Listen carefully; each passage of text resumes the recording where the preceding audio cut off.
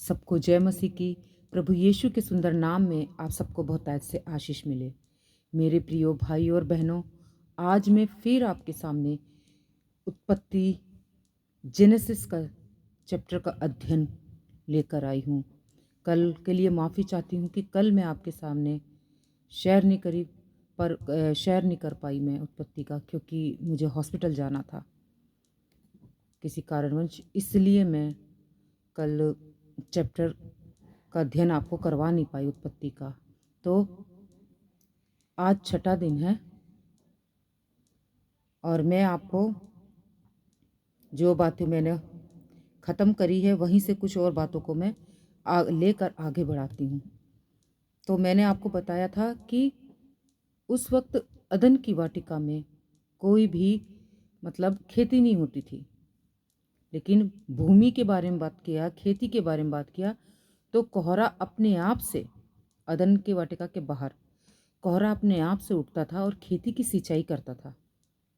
उस वक्त कोई बारिश वारिश नहीं होती थी, कुछ नहीं होता था लेकिन कोहरे से खेती सींची जाती थी। कोहरे से ही उपजाऊ होता था भूमि और उसका अनाज, उसका फल तैयार होता था। तो मेरे प्रियो, आपको ये समझना होगा कि मूसा ने जो लिखा है वो अदन की वाटिका नहीं करके लिखा, अदन नहीं लिखा, उसने भूमि लिखी हुई है। तो आप अनुमान लगा सकते हो कि वो अदन की वाटिका नहीं थी, वो भूमि था, अदन की वाटिका से बाहर। तो आइए उसके आगे से हम स्टडी करते हैं। अब 7 पद से अलग दुनिया दिखती है। जब हम 7वां पद अध्ययन करते हैं तो हमें अलग से दुनिया पर दिखती है मैंने आपको उत्पत्ति 2 का 6, 7 सारा क्लियर कर दिया कि किस तरह परमेश्वर ने हर एक चीज़ों को बनाया। अब मैं 7वें पद को आपको बताती हूँ, जो आदम यानी आदम एक उत्पत्ति उसका 27 अध्याय में लिखा ना, पुरुष और स्त्री। और मुझे पद 2 और 7 समझने के लिए 1 और 27 फर्स्ट चैप्टर उसका 27 को लेकर लेकर चलना पड़ेगा। दोनों पद एक ही बात करते हैं। उत्पत्ति यानी जेनेसिस चैप्टर 1 वर्स 27 और 7 पद, ये दोनों एक ही बात करते हैं। आइए किस तरह से हम जानते हैं कि इसमें हम ऑप्शन ले लेते हैं, आदम और भूमि की मिट्टी और नथनों में श्वास फूंकना, और वो जीवित प्राणी बनते हैं। तो हमें इन सारी लाइनों को समझना होगा। जो जो इसमें हाईलाइट किया गया उन सब बातों को हमें समझना होगा। सबसे पहले आदम, पुरुष और स्त्री, परमेश्वर ने आदम जाति को बनाया। पुरुष और स्त्री करके परमेश्वर ने क्या बनाया? आदम जाति को, पुरुषों को बनाया, मनुष्यों को बनाया। जितने भी लोग इस दुनिया में हैं और पहले थे, सब आदम से निकले। आपको इस बात को समझना होगा कि आज की डेट में जो मनुष्य है और जो उस वक्त थे, वो सब के सब आदम से ही, हमारे आदि माँ बाप से ही निकले हैं। फिर है, हम इसको कैसे जानेंगे? तो हमको खोलना पड़ेगा चैप्टर, हमको खोलना पड़ेगा सभा उपदेशक, उसका 12 अध्याय, उसका 7वां पद।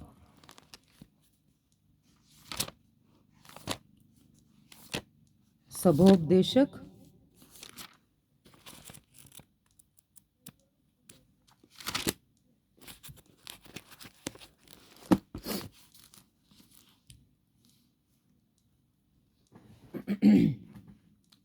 सभोपदेशक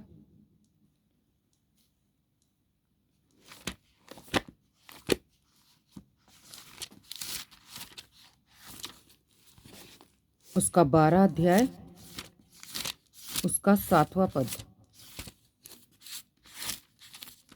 मैंने इसे निकाल के नहीं रखा है, लेकिन मैं आपको बाइबल में से निकाल कर बताऊंगी। हाँ जी, सभोपदेशक उसका 12 अध्याय, उसका 7 पद। सभोपदेशक चैप्टर 12 वर्स 7 में लिखा है, तब मिट्टी ज्यों की त्यों मिट्टी में मिल जाएगी और आत्मा परमेश्वर के पास जिसने उसे दिया लौट जाएगी। तो हम इससे अनुमान लगा सकते कि हर एक मनुष्य मिट्टी से बना है और एक दिन वो मिट्टी में मिल जाएगा। इसका प्रूफ यहाँ सभाोपदेशक उसका 12 अध्याय उसके 7 पद में हमने देख लिया है। फिर है इब्रानियों उसका 9 पद उसका 27 उसका 9 अध्याय उसका 27 पद। इब्रानियों चैप्टर 9 वर्स 27।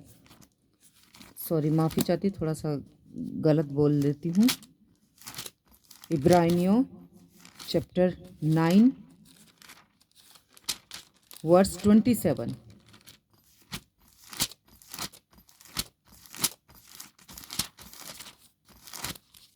इब्रानियों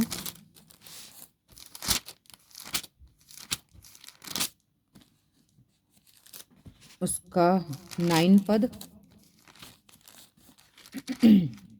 और 9 चैप्टर वर्स 27 लिखा है, और जैसे मनुष्य के लिए एक बार मरना और उसके बाद न्याय का होना नियुक्त है। क्या लिखा हुआ है? और जैसे मनुष्य के लिए एक बार मरना और उसके बाद न्याय का होना निश्चित है।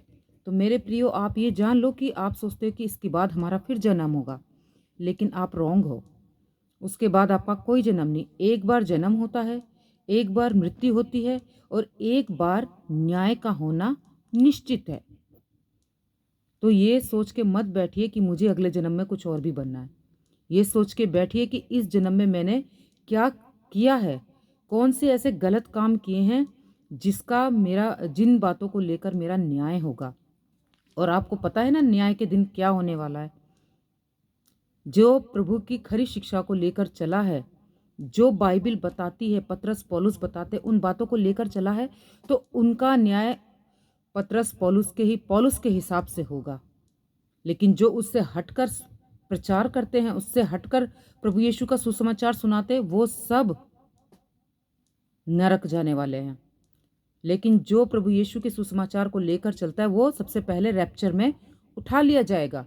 ज्यूइश एंगल से हम इस बाइबिल को देखते हैं, इस बाइबिल को पढ़ते हैं। ज्यूइश एंगल से ही प्रभु यीशु मसीह आएगा बादलों पर और वो अपनी कलीसिया को ले जाएगा और उसका किसी को भी पता नहीं चलेगा। सिर्फ वही कलीसिया जाएगी जिनको प्रभु यीशु की आवाज़ सुनाई देगी, ड्रम्पिट की आवाज़ सुनाई देगी।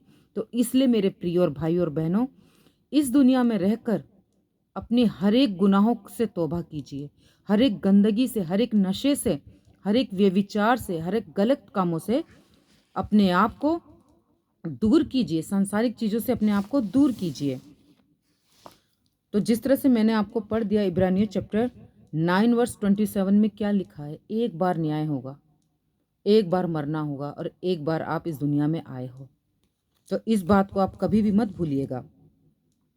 अब कुछ और प्रूफ आपके सामने रखना चाहती हूँ। यूहन्ना जॉन चैप्टर 22 वर्स 21-22। यूहन्ना उसका 22 अध्याय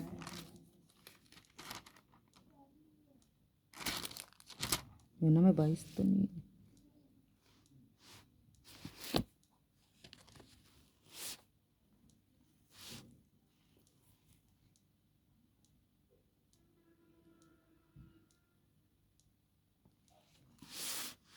यूहन्ना उसका 21 अध्याय उसका 21-22 पद हम पढ़ लेते हैं, जिसमें लिखा है, उसे देखकर पतरस ने यीशु से कहा, हे प्रभु, इसका क्या हाल होगा? यीशु ने उससे कहा, यदि मैं चाहूं कि वह मेरे आने तक ठहरा रहे तो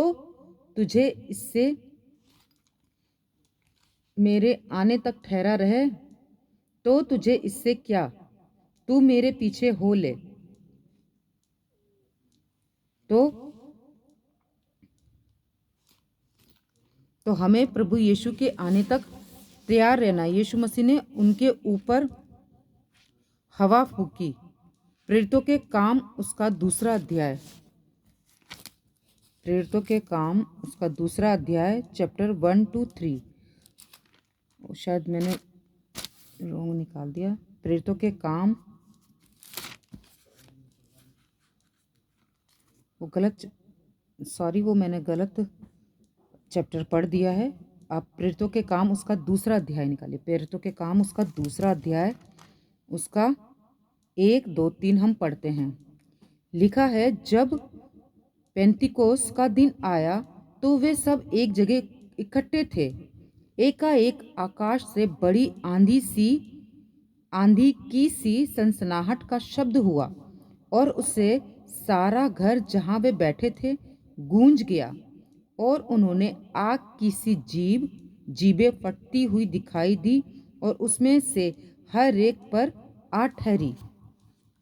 तो आंधी की सी, पेंतिकोस के दिन क्या हुआ? आंधी की सी आवाज आई।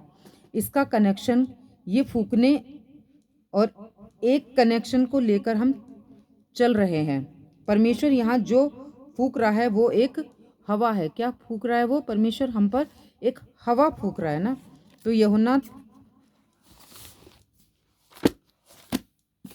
यूहन्ना 3 उसका 5 पद, जॉन चैप्टर 3 वर्स 5 में क्या लिखा है? लिखा है, यीशु ने उत्तर दिया, मैं तुझसे सच सच कहता हूँ, जब तक कोई मनुष्य जल और बपतिस्मा से ना जन्मे तो वह परमेश्वर के राज्य में प्रवेश नहीं कर सकता। तो इससे साफ पता चलता है कि कोई भी ऐसी अन्य जाति उस पर प्रवेश नहीं कर सकेगी, स्वर्ग नहीं जा सकेगी, जब तक वो पिता पुत्र पवित्र आत्मा के नाम पर बपतिस्मा ना ले ले, नए सिरे से जन्म ना ले ले, तब तक वो स्वर्ग राज्य में प्रवेश नहीं कर सकती। तो इस तरह से प्रियो, हम बहुत से ऐसे चैप्टर हैं जिनको हमें समझना बहुत ज़रूरी है। ये सब बातें यूं ही नहीं लिखी है। मैं कल आधा आपको इसके बारे में बताऊंगी, क्योंकि वीडियो ज़्यादा लंबी होने से फिर मैं इसको अपलोड नहीं कर पाती हूँ। तो आगे मैं आपको बताऊंगी कि और किन किन बातों से साबित होता है कि हम आदम की संतान हैं और परमेश्वर ने हमें मिट्टी से बनाया, मिट्टी में मिल जाएंगे, और हमारा एक बार मरना, हमारा एक बार जन्म, एक बार मरण और एक बार न्याय का होना निश्चित है। ये बात आपको ध्यान में रखना है और ये बाइबिल ही बताती है। हम अपने आप से कोई भी ऐसा वचन लेकर नहीं बताएंगे जो इस बाइबिल में नहीं लिखी है। तो मेरे प्रियो, आप खरी शिक्षाओं को जानिए, खरी शिक्षाओं को लेकर चलिए और परमेश्वर के राज्य में धन इकट्ठा कीजिए, क्योंकि संसार का धन तो यही नष्ट हो जाएगा, लेकिन आपने जो धन कमाया है स्वर्ग राज्य के लिए, उसे ना काई लगेगी ना उसको कीड़े लगेंगे, और वो धन हमें जीवन का मुकुट दिलाएगी। जिस दौड़ को आपने पहले दिन शुरू किया था, परमेश्वर को कहा मैं आपसे प्रेम करती हूँ, अपना जीवन उसको दिया था, तो वही दौड़ आपको फिर से दौड़नी है और अंत तक दौड़ना है। जब तक आप इस दुनिया में, आप उसके राज्य के लिए काम करो तो वो आपका काम करेगा। वचन कहता है वो कि तू मेरा काम कर तो मैं तेरा काम करूंगा। तो हमारा काम क्या है? प्रभु यीशु मसीह के सुसमाचार को सुनाना। परसों पास्टर जी ने दानियल राज जी ने एक वीडियो अपलोड की थी ना, उसमें आपको बताया कि हमें प्रभु यीशु मसीह के नाम से मांगना है। जो भी कुछ मांगना है प्रभु यीशु मसीह के नाम से, नाजरी के नाम से या परमेश्वर के नाम से नहीं, बल्कि हमें प्रभु यीशु मसीह के नाम से मांगना है। अगर आपको डिटेल इसकी जानकारी लेनी तो आप पास्टर दानियल राज जी को सब्सक्राइब करिए और उसमें आपको सारी वीडियो मिल जाएगी और उन बातों को लेकर आप सीखिए। और फिर भी आपको समझ में नहीं आता तो शॉर्ट टर्म बाइबल कॉलेज, जो मैं अपने हर एक वीडियो में यही बताती हूँ कि अब नया शॉर्ट टर्म बाइबल कॉलेज खुल रहा है फार्म हाउस में, और बहुत बड़ा है। वहाँ हर एक चीज़ों की सुविधा, सोने की सुविधा, बंकर बेड वगैरह, स्विमिंग पूल बपटिज्म के लिए, और बहुत कुछ वहाँ पे फैसिलिटी के साथ पास्टर जी तैयार कर रहे हैं। तो आप अपना नाम दीजिए सिस्टर सिवान को, जो उसमें लिखा भी है, और बहुत जल्दी खरी शिक्षाओं से जुड़िए। शॉर्ट टर्म बाइबल कॉलेज करिए। पास्टर दानियल राज जी के साथ पुणे में, मुंबई में शॉर्ट टर्म बाइबल कॉलेज करिए और परमेश्वर का ज्ञान, प्रभु यीशु का ज्ञान लीजिए। तो इस वीडियो को यही समाप्त करते हुए आप सबको मैं यही बातें बताना चाहती हूँ। सबको जय मसीह की।